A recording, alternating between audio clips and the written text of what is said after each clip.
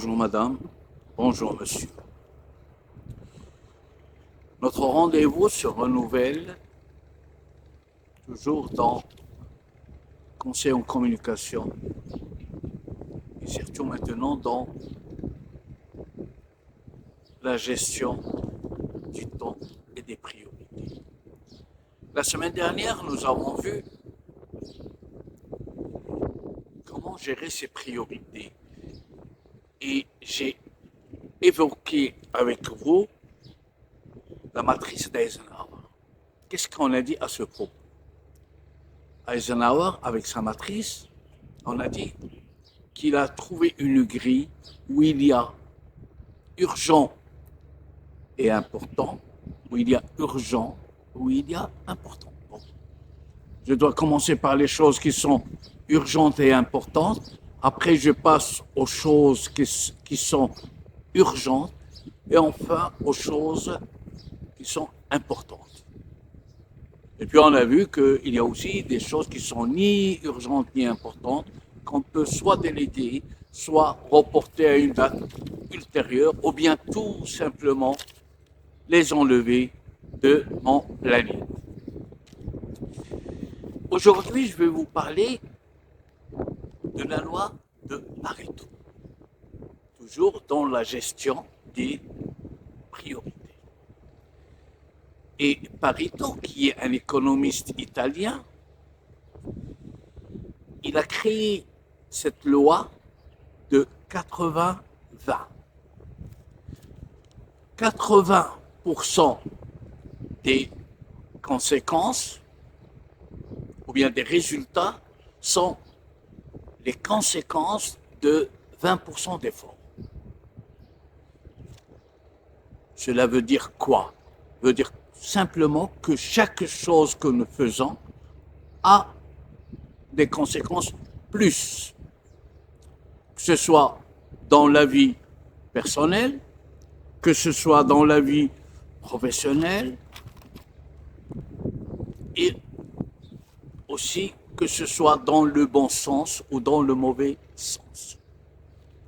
Je vais évoquer avec vous des situations pour faciliter, banaliser la, la loi de Pareto pour que cela soit accessible à tous. Bon, c'est vrai que je commence par la matrice d'Eisenhower, je choisis les choses qui sont urgentes et importantes et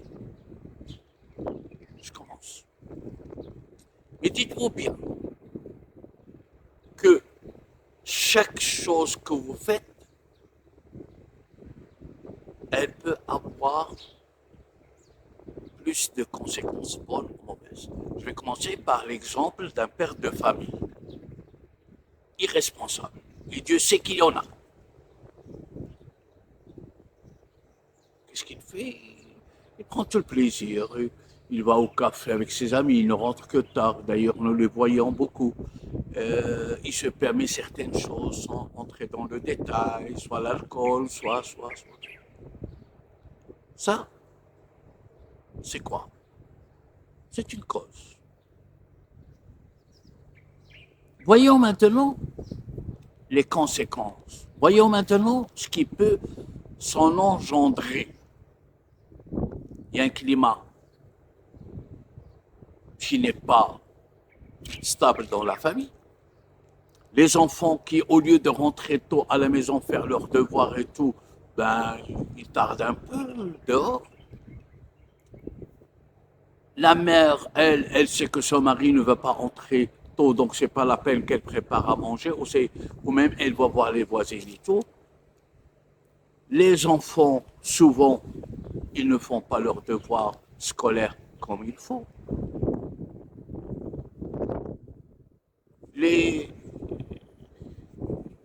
enfin, il y a un désordre, un déséquilibre dans la famille. Pourquoi? Parce que ce monsieur a fait de ses priorités celle de l'irresponsabilité d'une famille.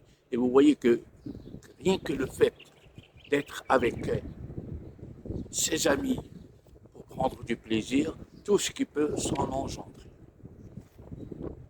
La même chose dans le travail.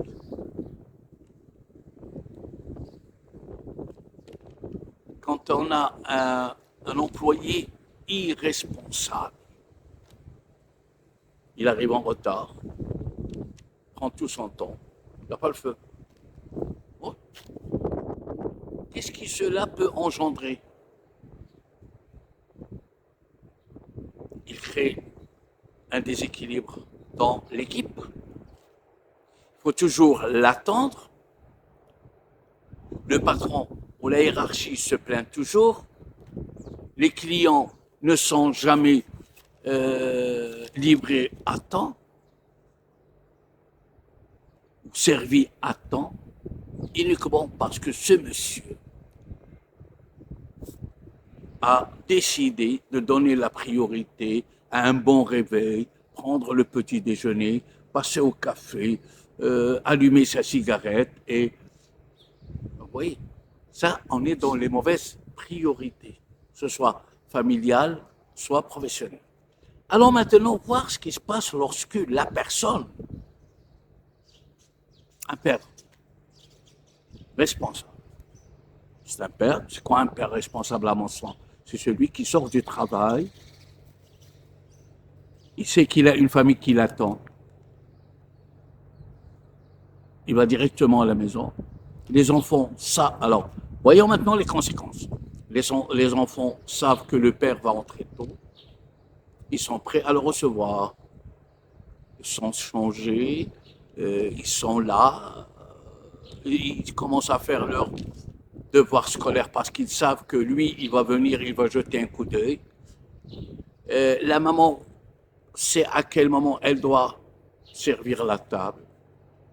Donc, vous voyez, tout ça, ce sont des conséquences. Et la famille, c'est une famille épanouie. Pourquoi? Une seule cause, bonne ou mauvaise. Là, nous sommes maintenant dans la bonne. Un père responsable, ça crée une atmosphère saine. La même chose pour un employé. Un employé engagé, qui vient à l'heure, qui fait bien son travail. Alors, qu'est-ce que cela, voilà, c'est quelqu'un engagé.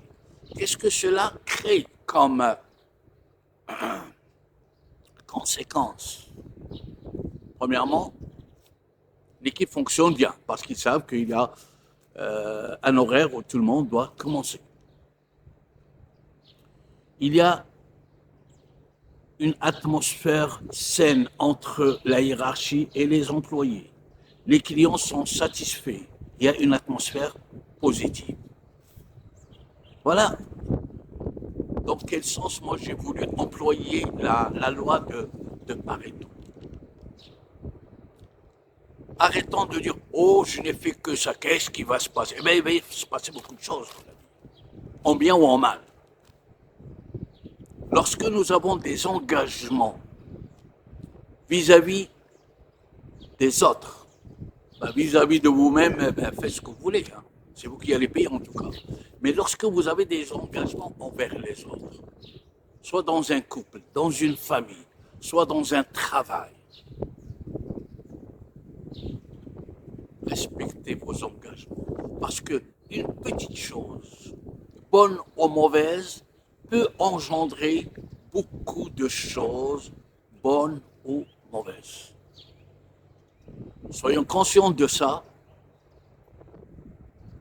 Donnons les priorités aux choses qui sont bénéfiques. Arrêtons notre égoïsme. Ouais, j'ai le droit de sortir, aller me promener avec mes amis, j'ai le droit de faire, j'ai le droit de faire. Du travail, j'ai le droit d'arriver quand je veux. Moi, j'ai travaillé hier jusqu'à une heure tardive. Non, parce que quand il y a un dysfonctionnement, c'est toute une entité, soit familiale, soit professionnelle, qui risque d'être dérangée, perturbée. Mes amis, il ne suffit pas seulement de connaître ses priorités, mais il faut aussi savoir que ces priorités, lorsque vous y mettez un effort, cet effort, il a plus de conséquences. J'espère que cela va vous aider un peu à y penser, à y réfléchir. Et je vous souhaite une très bonne journée.